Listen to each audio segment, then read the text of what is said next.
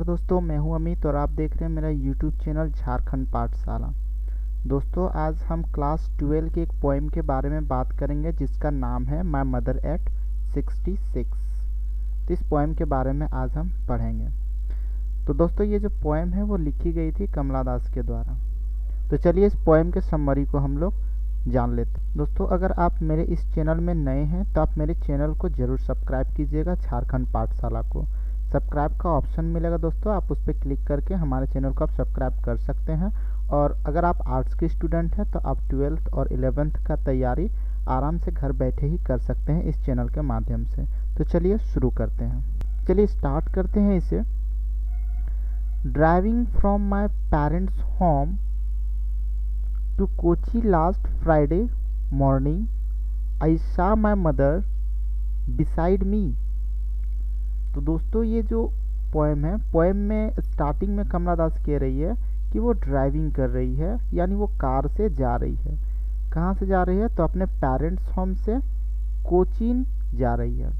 Day का बारे में बता रही है कि फ्राइडे का डे है और जो टाइम है वो मॉर्निंग का टाइम है, वो यानी सुबह सुबह का समय है। वो अपने माँ को देखती है जो कि माँ जस्ट उसके बगल में बैठी हुई है।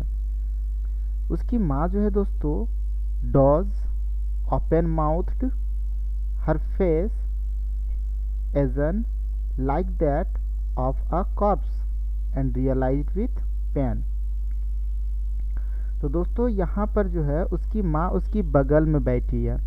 उसकी माँ उसके बगल में बैठ करके अल्प निंद्रा ले रही है। यानी डोज का जो मतलब है दोस्तों वो होता है अल्प निंद्रा लेना। अल्प निंद्रा लेते समय उसकी माँ की जो मुख है वो बिल्कुल खुली हुई है और उसकी माँ की जो फेस है वो एजन है, यानी मूर्छित है। मूर्छित पीलापन आ चुका है, ठीक उसी प्रकार जैसा कि एक लाश में होता है। यहाँ पे जो कॉर्प्स है, ये कॉर्प्स का मतलब होता है दोस्तों लाश, यानी डेड बॉडी। ये सब जब वो अपने माँ के बारे में जब इमेजिन कर रही होती है तब उसे बहुत ही पेन होता है, यानी उसे बहुत ही दुख का एहसास होता है। रियलाइज्ड विथ पेन, यानी उसे दुख का एहसास होता है कि वो अपने माँ के बारे में क्या क्या सोच रही है, क्योंकि वो अपने माँ का जो चेहरा है वो बिल्कुल एक मरे यानी मृत डेड बॉडी के समान वो देख पा रही है। इस कारण से उसे बहुत ही दुख होता है। सी वॉज एज ओल्ड एज सी, बिल्कुल वो बूढ़ी हो चुकी है और वो बुढ़ापा जो है उसके चेहरे पे साफ झलकता दिखाई दे रहा है। Looked but soon put that thought away, जल्द ही वो क्या करती है तो वो सोचना बंद कर देती है। And looked out at young trees sprinting, वो जल्द ही ये सब सोचना बंद कर देती है जो वो अपने माँ के बारे में सोच रही थी। और वो अपने माँ के बारे में वो सब सोचना बंद कर देती है और वो बाहर की ओर देखती है। वो लुक्ड आउट करती है, बाहर की ओर देखती है। तो बाहर उसे क्या क्या दिखाई देता है? तो यंग ट्रीज दिखाई देता है। वो यंग ट्रीज उसे किस तरह दिखाई देते हैं? तो वो स्प्रिंटिंग का अर्थ होता है भागना।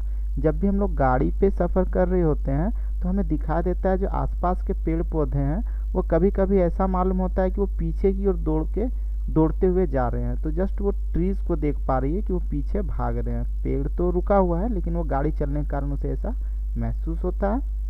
द मेरी children spilling out of their homes, और जो खुशनुमा बच्चे हैं वो दौड़ते हुए घर से बाहर निकल रहे हैं। ये सब वो देख पा रही है गाड़ी में बैठे बैठे। But after the airport security check, but after the airport security check standing a few yards away, उसके बाद एयरपोर्ट के बारे में बताती है कि जब वो एयरपोर्ट पहुंच जाती है तो एयरपोर्ट में जब सिक्योरिटी चेक हो जाता है, ठीक है, वहाँ पे जो सिक्योरिटी चेक होती है वो सिक्योरिटी चेक हो जाने के बाद standing a few yards away, वो कुछ ही दूरी पे वापस खड़ी होती है। I looked again at her, और फिर से अपने माँ को देखती है। माँ उसकी कैसी दिख रही है? तो वान और पेल, दोनों का अर्थ होता है मूर्छित या फिर पीलापन, चेहरे का रंग उड़ जाना। और बुढ़ापे में तो ऐसा होता है दोस्तों कि जो आकर्षण होता है, ठीक है, चाहे वो महिला हो या पुरुष का हो, तो वो आकर्षण खो जाता है। तो उसकी माँ का भी जो आकर्षण वो खो चुका है, उसके चेहरा बिल्कुल ही पीलापन दिख रहा है, मूर्छित दिख रहा है, ठीक है।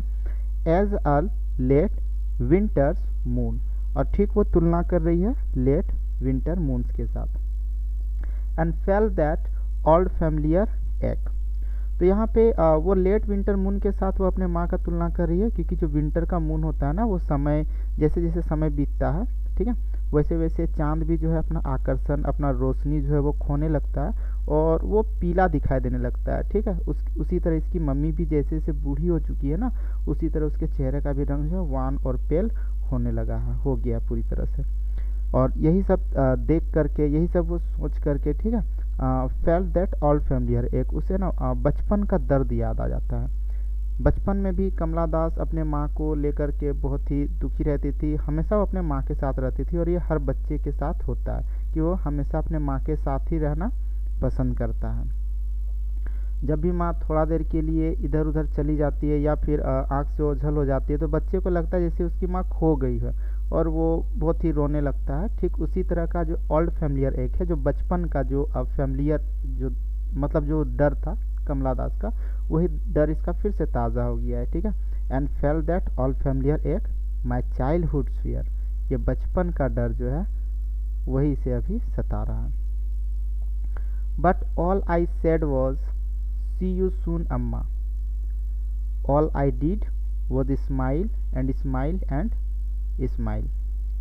और सब कुछ होते हुए भी कमला दास फिर कहती है अपने माँ को, सी यू सून अम्मा, फिर मिलेंगे, जल्द ही मिलेंगे अम्मा। और उसके बाद वो स्माइल करती है, ठीक है, स्माइल करती है, स्माइल करती है, और ये पोएम उसके बाद ख़त्म हो जाता है।